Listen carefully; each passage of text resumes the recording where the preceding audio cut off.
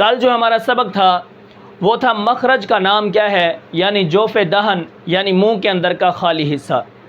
اب اس سے کتنے حروف نکلتے تھے؟ 3 حروف نکلتے تھے، جن کو حروف مدہ کہتے ہیں، الف، واو اور یا۔ ٹھیک ہے، یہ میں نے آپ کو کل بتایا تھا۔ آج کا جو ہمارا سبق ہے وہ ہے الف اور حمزہ میں کیا فرق ہے۔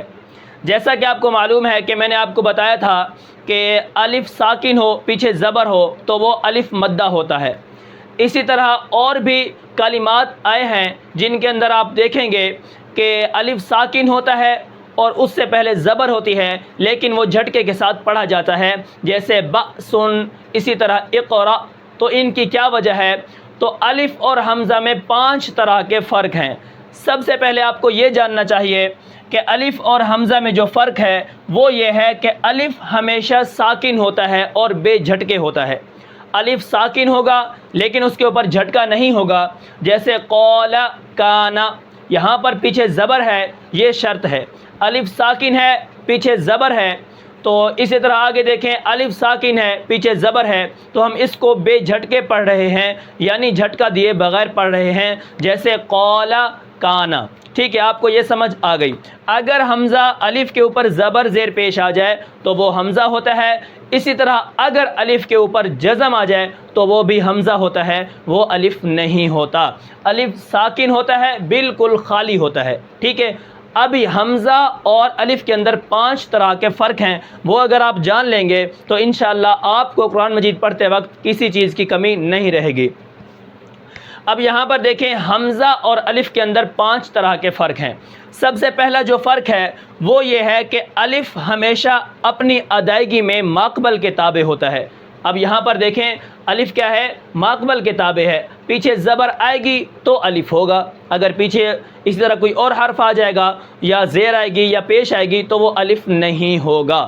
ٹھیک ہے، الف ہمیشہ ساکن ہوتا ہے، اس سے پہلے زبر ہوگی۔ ٹھیک ہے، الف ہمیشہ اپنی ادائیگی میں ماقبل کے تابع ہوتا ہے، یعنی پہلے والے حرف کے تابع ہوتا ہے۔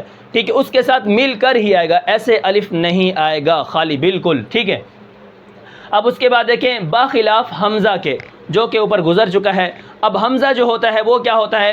ساکن کی علامت میں بھی آ جاتا ہے، اسی طرح یہ کسی ماقبل کے تابع نہیں ہوتا۔ ٹھیک ہے، یہاں پر دیکھیں، اب یہ شروع میں ہی آ گیا۔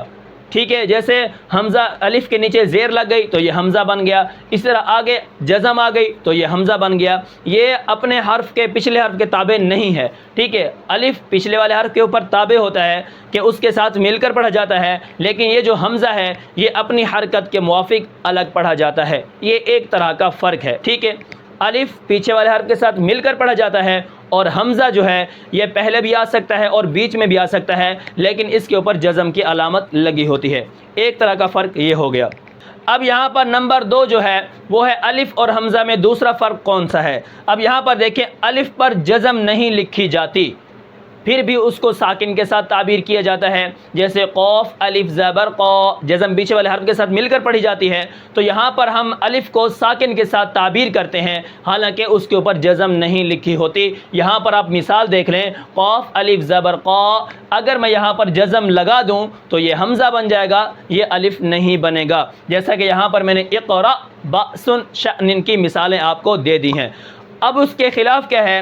اب یہاں پر دیکھیں، میں نے آپ کو یہ بتایا ہے کہ الف کے اوپر جزم نہیں ہوتی، پھر بھی اس کو ساکن کے ساتھ تعبیر کیا جاتا ہے۔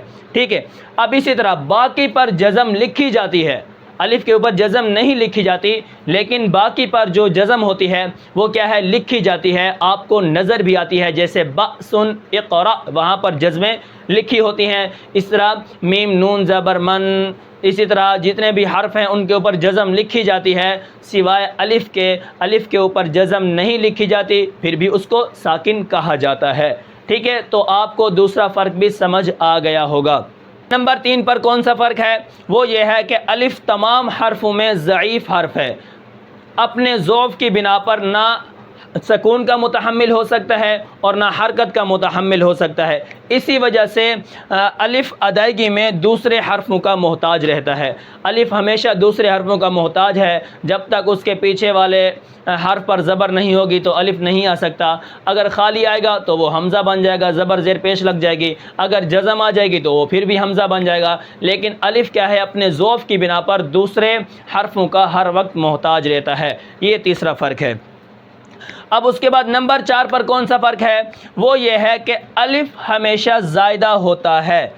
الف ہمیشہ زائدہ ہوتا ہے، زائد لکھا جاتا ہے، الگ لکھا جاتا ہے۔ جیسے یہاں پر دیکھیں اذا، حمزہ زیر ای، ذال الف زبر را الگ لکھا ہوا ہے، زائدہ ہے۔ اسی طرح صراط، را الف زبر را بیچ میں کھڑا ہوا ہے، یہ زائدہ ہے۔ ہاں بشرط یہ کہ کسی حرف کے ساتھ بدلا ہوا نہ ہو۔ اگر کسی حرف کے ساتھ بدلا ہوا آ گیا تو وہاں پر آپ دیکھیں گے جیسے یا کسی حرف سے بدلا ہوا ہوتا ہے، جیسے جاء جیم کے ساتھ بدل گیا، جیم الف زبر جاء، حمزہ زبر جاء۔ یہاں پر دیکھیں الف کیا ہے، حرفوں کے ساتھ بدل گیا ہے۔ سالا، سین الف زبر سا، لام زبر لا، سالا جاء۔ یہاں پر کیا ہے، حرفوں کے ساتھ بدل گیا ہے، اور کبھی کبھی زائدہ بھی ہوتا ہے، جیسے الگ لکھا جاتا ہے، لیکن شرط یہ ہے پیچھے زبر ہوگی۔ اگر زبر نہیں ہوگی تو وہ الف نہیں ہوگا، یا تو اس کے اوپر جزم آ جائے گی یا پھر زبر زیر پیش کی وجہ سے وہ حمزہ بن جائے گا۔ ٹھیک ہے، یہ چوتھا فرق ہے۔ اب اس کے بعد نمبر 5 پر یہ ہے کہ الف وقف میں تنوین یعنی 2 زبر سے بدلا ہوا بھی ہوتا ہے۔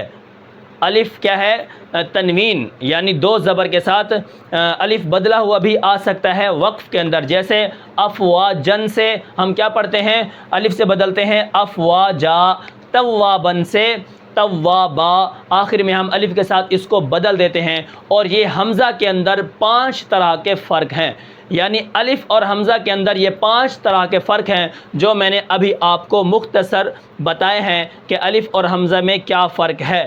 ٹھیک ہے، تو میں امید کرتا ہوں کہ آپ کو یہ سبق سمجھ آیا ہوگا۔ پھر ملتے ہیں انشاءاللہ اگلے سبق میں، تب تک کے لیے مجھے اجازت دیجیے۔ اللہ حافظ۔